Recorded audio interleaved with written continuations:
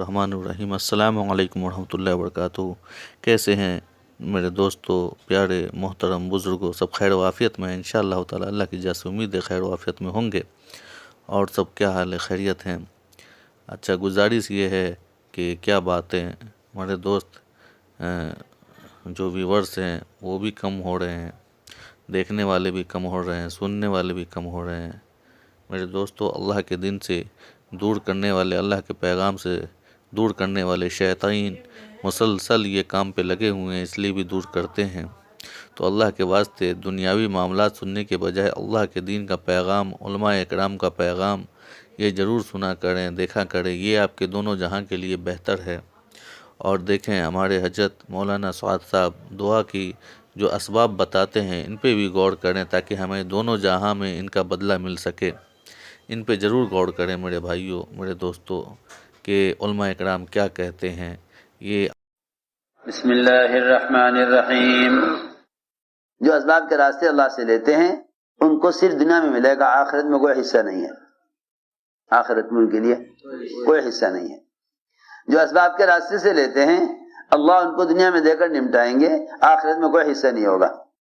اور جو لوگ احکام کے ذریعے سے لیں گے اللہ رب العزت چاہیں گے ان کو سبب کے راستے سے بار بار دیں گے، چاہیں گے اسباب کے بغیر دیں گے، چاہیں گے تو اسباب کے بغیر دیں گے۔ صحابہ کرام کو سبب کے بغیر دیا اور اسباب میں کم اسباب میں زیادہ دیا، کم اسباب میں زیادہ دیا۔ لیکن ہم لوگ یہ سمجھتے ہیں کہ بس جہاں تک اسباب ہیں وہیں تک اللہ کے خزانے ہیں۔ ایسا نہیں، بلکہ اللہ کی ذات عالی سے فائدہ اٹھانے کے لیے کائنات کا یقین نکلنا شرط ہے۔ اللہ کی ذات سے فائدہ اٹھانے کے لیے کائنات کا یقین نکلنا شرط ہے۔ مومن کے لیے حکم ذریعہ ہے، مومن کے لیے حکم ذریعہ ہے، کافر کے لیے سبب ذریعہ ہے۔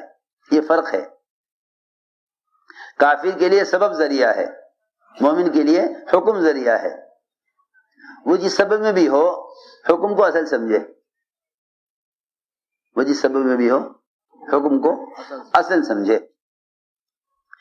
تو یہ بات ختم ہی ہو گئی کہ اسباب اختیار نہ کیے جائیں، کیونکہ اسباب اختیار نہیں کرے گا تو اس سبب کے اندر جو حکم ہے اس حکم تک کیسے پہنچے گا، اس حکم تک کیسے پہنچے گا؟ اسباب میں احکام پرو دیے گئے ہیں اور اسباب کو انسان کی فطرت کا حصہ بنایا، اسباب کو انسان کی فطرت کا حصہ بنایا۔ سبب کو انسان کی فطرت کا حصہ بنایا تاکہ یہ مجبور ہو سبب سے گزرنے میں، تاکہ یہ مجبور ہو اسباب سے گزرنے میں۔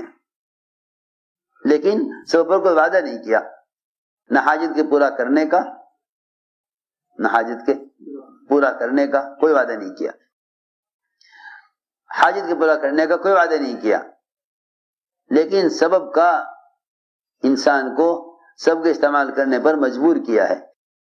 دیکھو، جتنے بھی مادی اسباب ہیں ان کا تقاضا انسان کے جسم میں رکھا، ان کا تقاضا انسان کے جسم میں رکھا۔ انسان کے جسم میں اسباب کے استعمال کا تقاضا رکھا اور اسباب کے اندر احکام رکھے، اسباب میں احکام رکھے، اور انسان کے جسم میں ان اسباب کے استعمال کا تقاضا رکھا۔ دیکھنا یہ ہے کہ اس سبب میں حکم پورا کرتا ہے یا نہیں، اس سبب میں حکم پورا کرتا ہے یا نہیں۔ اگر یہ سبب میں حکم پورا کرے تو ہم اپنی قدرت سے براہ راست پالیں گے، چاہے اسباب میں زیادہ دیں یا اسباب کے بغیر دیں، لیکن ہم حکم سے پالیں گے، ہم حکم پر پالیں گے۔ اس لیے میں نے عرض کیا تھا کہ اللہ کی قدرت سے براہ راست فائدے اٹھانے کا راستہ حضور اکرم صلی اللہ علیہ وسلم نے اپنے صحابہ کو سکھلایا۔ ایک صحابی نے عرض کیا، میں تجارت کے لیے بحرین جانا چاہتا ہوں۔ فرمایا پہلے 2 رکعت نماز پڑھ لو، پہلے 2 رکعت نماز پڑھ لو، تجارت کرو مگر پہلے 2 رکعت نماز پڑھ لو۔ عبداللہ بن مسعود فرماتے تھے جب تمہیں کوئی حاجت پیش آئے تو اپنی حاجت کو فرض نماز کے لیے مؤخر کر دینا، اپنی حاجت کو فرض نماز کے لیے مؤخر کر دینا، کہ ظہر سے پہلے حاجت پیش آئی ظہر تک حاجت کو مؤخر کر دو، ظہر تک حاجت کو مؤخر کر دو۔ یہ فرماتے ہیں احملوا حوائجکم علی المکتوبہ، کہ اپنی حاجتوں کو مؤخر کر دو فرض نمازوں تک، اپنی حاجتوں کو مؤخر کر دو فرض نماز تک، کہ فرائض کے بعد کی دعائیں مقبول ہوتی ہیں۔ فرماتے تھے جنہیں دعاؤں کے راستے سے کامیابی نظر آنے لگے پھر ان کو دعاؤں پر جم جانا چاہیے، ان کو دعاؤں پر جمنا چاہیے۔ جنہیں دعاؤں کے ذریعے ایک مرتبہ کامیابی مل جاوے وہ سمجھ لیں کہ اللہ تعالیٰ کی قدرت سے فائدہ اٹھانے کا راستہ کھل گیا ہے، ان کو چاہیے کہ وہ اپنے آپ کو دعاؤں پر جما لیں۔ تو دوستو عزیزو، بات یہ ہے کہ اللہ تعالیٰ کی ذات عالی سے فائدہ اٹھانے کا راستہ وہ اس کے احکام ہیں، وہ اس کے احکام ہیں کہ اللہ کی ذات عالی سے فائدہ اٹھاؤ احکام کے ذریعے۔ تو ملنا ہے اور یقینی ہے اور بار بار ملے گا، سبب چاہے کتنا ہی ناکارہ ہو، سبب کتنا بھی ناکارہ ہو۔ ہماری سب سے بڑی کمی یہ ہے کہ سبب کے بنانے پر وہ محنت کرتے ہیں جو عمل کے بنانے پر نہیں کرتے۔ جو یقینی اسباب ہیں وہ بگڑے ہوئے ہیں، جو غیر یقینی اسباب ہیں ان پر ہر طرح سے محنت ہو رہی ہے، ان پر ہر طرح سے محنت ہو رہی ہے۔ محنت کر کے سبب بناؤ، پھر سبب کے ذریعے کامیابی لو، یہ رخ چل رہا ہے۔ حالانکہ محنت کر کے عمل بنا لو، محنت کر کے عمل بنا لو۔ اللہ رب العزت محنت کر کے عمل بنانے والوں کو جو سبب بھی دیں گے وہ سبب بھی اس امتحان کے لیے دیں گے کہ یہ آیا سبب سے کامیابی یقین کرتا ہے یا میرے حکم سے کامیابی یقین کرتا ہے۔ عجیب بات ہے، ہم نے بہت اچھی نماز پڑھی، ہم نے بہت اچھی نماز پڑھی، اللہ نے بہت اچھی نماز اور اس کے بعد کی دعا کے بعد اللہ تعالیٰ نے بہت بڑی دکان مارکیٹ میں دلوا دی، بہت بڑی دکان۔ کیسی عجیب بات ہے، یوں سمجھتا ہے میری اچھی نماز کی وجہ سے اللہ نے مجھے اچھی دکان دی ہے، اللہ نے مجھے اچھی دکان دی۔ اس کا مطلب یہ ہوا کہ وہ عمل جس میں اللہ کی ذات عالی سے براہ راست فائدے اٹھاتا، یوں سمجھ بیٹھا کہ مجھے اس کے ذریعے سے یہ سبب ملا ہے جو غیر یقینی ہے، اس کے ذریعے سے یہ سبب ملا جو غیر یقینی ہے۔ بہت اچھی نماز پڑھی، اسے بہت بڑی دکان مل گئی۔ یہ دکان اس لیے نہیں ملی کہ تجھے نماز اچھی پڑھی ہے، یہ دکان اس لیے نہیں ملی کہ تجھے نماز اچھی پڑھی ہے۔ میری بات دھیان سے سننا، اللہ نے تیری اچھی نماز پر تجھے بڑا کارخانہ، بڑی دکان اس لیے دی ہے کہ تو نے چھوٹی شکل کے مقابلے میں تو نماز کو مقدم کر دیا۔ ہم بڑی شکل دے کر دیکھنا چاہتے ہیں کہ اس بڑی شکل کے بعد پھر نماز کا کیا حال ہوتا ہے۔ یہ تھی بات۔ میں کچھ کہنا چاہتا ہوں، لوگ دعاؤں سے اسباب مانگتے ہیں، اللہ اسباب میں امتحان لینے والے ہیں، اللہ اسباب سے امتحان لینے والے ہیں، اور لوگ دعاؤں کے ذریعے اللہ سے اسباب مانگتے ہیں، اور اسباب امتحان کے لیے۔ ادھر یوں دعا کرتے ہیں اللہ سے، اے اللہ تو ہمیں امتحان میں نہ ڈالیے، ہمیں امتحان میں نہ ڈالیے، ابتلا میں مت ڈالیے، کیونکہ اسباب ابتلا کے لیے ہیں، اسباب امتحان کے لیے ہیں، اور اللہ سے انہی اسباب کو مانگتے ہیں جن اسباب میں امتحان ہے۔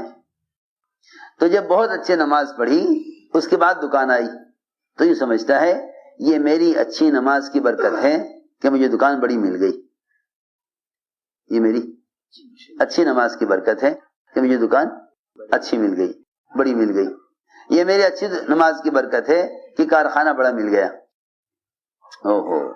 یہ سوچنے کی بات ہے کہ اللہ رب العزت نے تجھے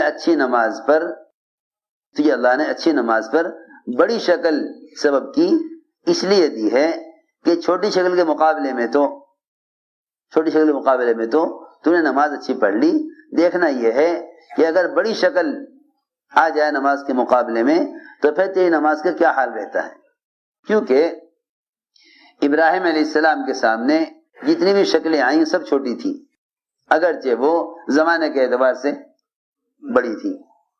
سورج بہت بڑا ہے، نمرود عام انسانوں کے مقابلے میں بہت بڑا ہے. ساری شکلیں بڑی بڑی، ساری شکلیں بڑی بڑی، بے اعتبار کائنات کے بڑی تھی، بے اعتبار مخلوق ہونے کے بڑی نہیں تھی. بے اعتبار کائنات کے بڑی تھی، بے اعتبار مخلوق ہونے کے بڑی نہیں تھی. جب ان ساری شکلوں کا انکار کر دیا تو اللہ رب العزت نے ابراہیم علیہ السلام پر وہ ابتلا اور وہ حال آیا کہ جس سے آگ میں ڈالے جانے لگے. تو یہ نہیں کہ تم نے ساری شکل کا انکار کیا اس لیے ہم نے جبرائیل کو تمہاری مدد کے لیے بھیج دیا. میری بات توجہ سننی ہوگی، میں اسی کو سمجھانا چاہتا ہوں. میں نے بہت اچھی نماز پڑھی، اس پر اللہ نے بہت بڑی دکان دے دی. یوں سوچے گا نماز قبول ہو گئی، نماز قبول ہو گئی کہ اس پر اللہ نے اتنی بڑی دکان دے دی. میں کیا بتلاؤں، لوگ دعاؤں سے سبب مانگتے ہیں، لوگ دعاؤں سے سبب مانگتے ہیں، حالانکہ دعاؤں سے اللہ سے حاجت مانگنی چاہیے. اللہ سے حاجت مانگنی چاہیے، دعاؤں کے ذریعے اللہ سے حاجت مانگو، کیونکہ دعا یقینی ہے، سبب غیر یقینی ہے. اتنی بات ہے. حضرت فرماتے تھے کہ سبب اور نماز یقین میں جمع نہیں ہو سکتے، سبب اور نماز یقین میں جمع نہیں ہو سکتے، کیونکہ سبب بالکل غیر یقینی، نماز بالکل یقینی، یہ دونوں چیزیں یقین میں جمع نہیں ہو سکتی. جیسے ہی سب کو یقین میں لائے گا نماز نکل کر باہر آ جائے گی. نماز نکل کر اے اللہ تو مجھے نماز پر ہی کامیاب کر دے. دیکھو فَسَيَكْفِكَهُمُ اللَّهُ قرآن میں ہے،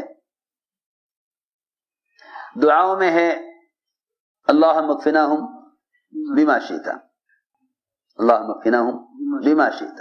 اے اللہ تو جس طرح چاہے اپنی قدرت کاملہ سے جس طرح چاہے حفاظت کر دشمن سے. یوں نہیں کہ نبی یہ دعا کریں اے اللہ تو فرشتوں کو بھیج مدد کے لیے، اللہم اکفناہم بما شئت، اے اللہ تو جس طرح چاہے اپنی قدرت کاملہ سے جس طرح چاہے حفاظت کر دشمن سے. یوں نہیں کہ نبی یہ دعا کریں اے اللہ تو فرشتوں کو بھیج مدد کے لیے، اے اللہ تو مجھے نماز پر ہی کامیاب کر دے. جزاک اللہ خیر. اللہ پاک آپ کو جزائے خیر عطا فرمائیں اور مرکز سے جڑے رہنے کی توفیق عطا فرمائیں. اللہ پاک ہم سب کو اور دین کی کام اور دین کی محنت اور دین کی دعوت اور اللہ کا پیغام اللہ کے بندوں تک پہنچانے والا بنا دے. اللہ پاک ہم سب کی دعاؤں کو قبول فرما لے. آمین یا رب العالمین. جزاک اللہ خیر. السلام علیکم ورحمۃ اللہ وبرکاتہ.